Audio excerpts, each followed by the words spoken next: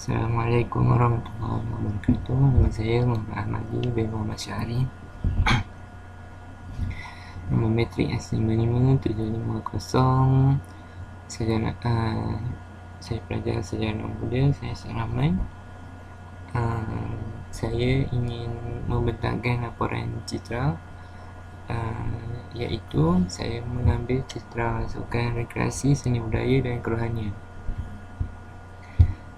Saya ingin membentangkan citra yang pertama, iaitu sukan dan rekreasi. Dalam sukan dan rekreasi ini, program saya sertai ialah Miami Beach Run. Tarikh pada 5 Oktober 2019, tempat di Pantai Teluk Ketapang. Penganjur Kolej Kediaman. Saya sebagai peserta. Jumlah penyertaan ialah selama 3 jam. Program kedua ialah Fitness Fiesta Workout with Izzat Zain. Tarikh pada 11 Oktober 2019, tempat di Kompleks Sukan Penganjur Kolej Kediaman. Kerana sebagai peserta. Jumlah program selama 3 jam. Penyelesaian program ilmu yang saya dapat daripada program Miami Beach Run ialah saya dapat menyambut cabaran larian yang diajukan. Larian tersebut mempunyai 3 kategori, iaitu 5km, 10km dan 23km. Saya mengambil bahagian dalam 5km. Seterusnya, ilmu yang diperolehi daripada program Fitness Fiesta 2.0 Workout with Izzat Zain ialah saya dapat mempelajari ilmu senaman. Dalam program tersebut saya dapat mempelajari cara senaman yang betul, serta mempelajari senaman yang baru. Program ini dapat beri inspirasi kepada mahasiswa untuk sentiasa kekal aktif dan mengamalkan gaya hidup yang sihat. Pembelajaran autonomi yang baru yang saya perolehi daripada program Miami Beach Run ialah program ini dapat memberi keyakinan dan keteguhan dalam menyambut cabaran larian, iaitu dalam menghabiskan trek larian saya selama 5km. Pembelajaran autonomi yang saya dapat daripada Fitness Fiesta 2.0 Workout with Izzat Zain ialah saya dapat mencuba cara dan langkah bersenam yang baru dan menyumbang idea kepada peserta bagi membuat pilihan untuk bersenam. Anda ingin tahu isi semasa ialah program Miami Beach ini ialah berkaitan dengan alat sekitar. Seperti kita tahu, pada peringkat global banyak berlaku kerosakan sekitar, iaitu larian ini dapat membuka mata masyarakat atau mahasiswa tentang mengenai kepentingan sekitar untuk dikekalkan untuk generasi yang akan datang. Dalam program Fitness Fiesta ini dapat dikaitkan dengan masyarakat Malaysia yang mempunyai berat badan yang berlebihan atau obesiti. Iaitu program ini dapat memberi kesedaran tentang penjagaan kesihatan dan gaya hidup yang sihat. Seterusnya, bila ingin tahu atas sumbangan yang dapat saya perolehi daripada program Miami Beach, iaitu berkaitan dengan alam sekitar. Dapat menyediakan masyarakat tentang alam sekitar harus dipelihara dan pelihara bagi mengekalkan kelestarian alam. Program Fitness Fiesta ini juga dapat menyumbang kesedaran masyarakat tentang cara langkah bersenam yang betul dan cara-cara senaman yang baru. Seterusnya, saya akan minta, ini ialah gambar aktiviti 3 program yang Beach Run dan program Fitness Fiesta Workout with Izzat Zain. Sebenarnya saya akan membentangkan seni dan budaya. Dalam program ini saya menyertai program Borneo Culture Night pada 7 Disember 2019, anjuran Kemasis dan KKS, bertempat di Dewan Sultan Mizaya MT. Peranan saya sebagai peserta. Jumlah penyertaan ialah selama 3 jam. Program kedua ialah program Pesara Tari Gemilang Jubilee Baiduri pada 14 Disember 2019 bertempat di Dewan Sultan Miza UMT. Anjuran pesara tari sebagai peserta dan jumlah penyertaan selama 3 jam. Dalam program ini saya dapat pelajari tentang budaya etnik di Sabah dan Sarawak melalui tarian, lakonan dan cakapan. Seterusnya, ilmu yang saya perolehi daripada program pesara tari Gemilang Jubilee Baiduri ialah dapat memberi input tentang tarian-tarian tradisional dan moden. Pengajaran autonomi atau idea baru yang saya perolehi daripada program Borneo Culture Night ialah dapat mengetahui budaya pelbagai kaum di Sabah dan Sarawak. Dan pada program pesara tari ialah saya dapat memahami sejarah, cara dan jenis tarian di Malaysia.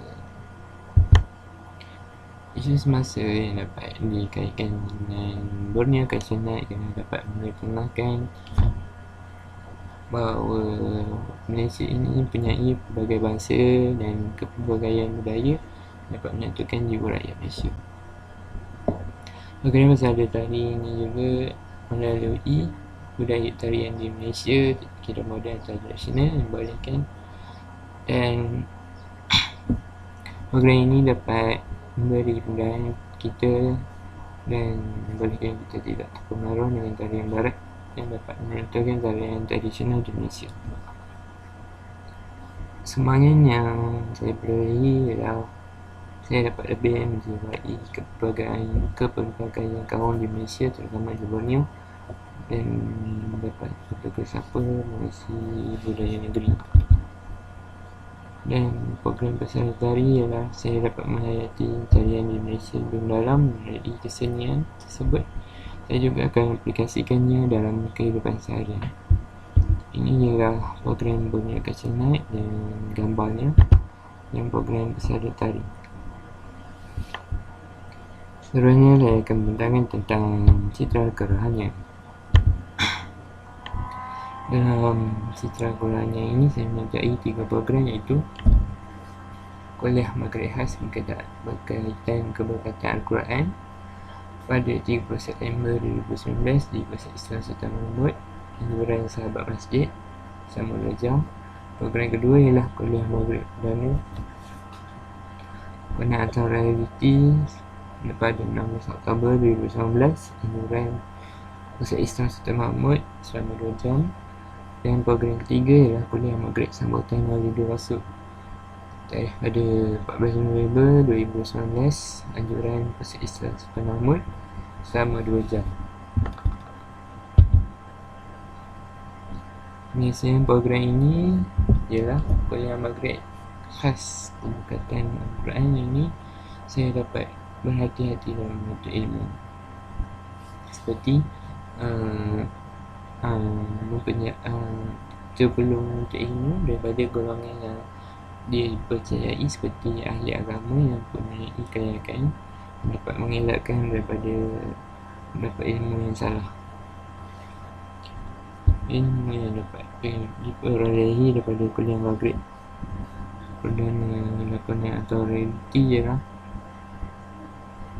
dapat menggalakkan diri untuk salat secara berjemaah yang dikatakan mempunyai 27 kali ganda pahala berbanding salat bersendirian. Seterusnya, ilmu yang diperolehi daripada kuliah maghrib kerana sambutan Maulidur Rasul dapat input mengenai kisah perjalanan manusia yang teragung, iaitu baginda Nabi Muhammad SAW, mengenai biodata Nabi serta bagaimana Nabi dilantik menjadi Rasul. Idea baru yang diperolehi daripada kuliah maghrib khas Al-Quran ialah dapat mengadakan sesi soal jawab bersama penceramah jemputan. Idea baru dalam kuliah maghrib dan lakonan atau realiti ialah dapat menjemput penceramah yang dikenali bagi menarik minat pelajar menyertai majlis ceramah. Dan idea baru dalam kuliah maghrib dan sambutan Maulidul Rasul ialah saya dapat berkongsi mengenai kisah-kisah yang berlaku sepanjang kelahiran Nabi hingga kewafatan Nabi di muka bumi. Isu semasa mengenai penyebaran ilmu yang tidak betul ialah disebabkan pegangan agama yang kurang kukuh dalam masyarakat. Mereka tidak menyelidik dahulu kesahihan ilmu tersebut dan mengamalkan ajaran agama yang salah. Seterusnya, masyarakat yang mudah terpengaruh kepada ideologi barat seperti pemakaian yang tidak menutup aurat. Hal ini demikian, kita harus menjadikan Al-Quran sebagai panduan hidup. Dan akhir sekali mengenai penghayatan baginda dalam menyambut Maulidul Rasul, dan semangat yang dapat diperolehi ialah Al-Quran seharusnya menjadi panduan hidup agar tidak sesat daripada jalan yang benar. Dan dalam menuntut ilmu, kita haruslah percaya pada guru agama, ustaz, bagi mengelakkan tersebarnya ajaran sesat. Dan akhir sekali, saya dapat mengajak rakan-rakan saya untuk menyambut Maulidul Rasul di peringkat universiti atau luar universiti. Inilah gambar berkaitan program-program tersebut. Dan akhir sekali ialah aktiviti konservasi. Idea saya mengenai konservasi ialah mengenai konservasi tekstil Melayu. Di Muzium Negeri Terengganu terdapat berbagai jenis tekstil, antaranya ialah songket, limar, batik pelangi dan jendai. Saya dapat mengenali tekstil Melayu antaranya ialah songket. Karakteristik ialah buatan tangan dan dia dibuat daripada kain kapas ataupun sutera yang mempunyai pattern emas ataupun perak.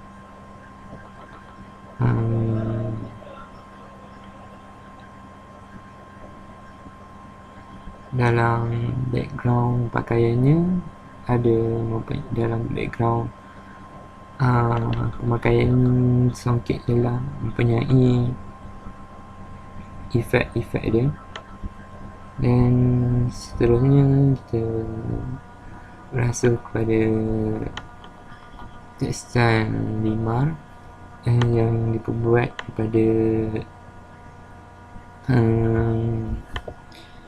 daripada sutera dan mempunyai dua teknik dalam satu fabrik. Seterusnya cindai ini menggunakan metode yang sama tapi menggunakan teknik yang berlainan, iaitu ikat ganda, dan motifnya dipengaruhi daripada fabrik India Patol. Refleksi mengenai tekstil konservasi tekstil Melayu ialah dapat meneruskan tekstil ini supaya dapat dikekalkan sehingga anak cucu agar mengenali budaya bangsa Melayu.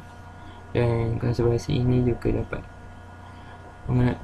mengeratkan lagi budaya bangsa supaya sejarah Malaysia lebih kuat. Dan seterusnya akhir sekali dapat memberi ilham kepada fashion zaman sekarang, zaman kini, dan menjadi rujukan untuk pembuatan tekstil tradisional ataupun custom made mengikut trend semasa. Sekian, terima kasih. Itu sahaja pembincangan tutorial saya. Assalamualaikum warahmatullahi wabarakatuh.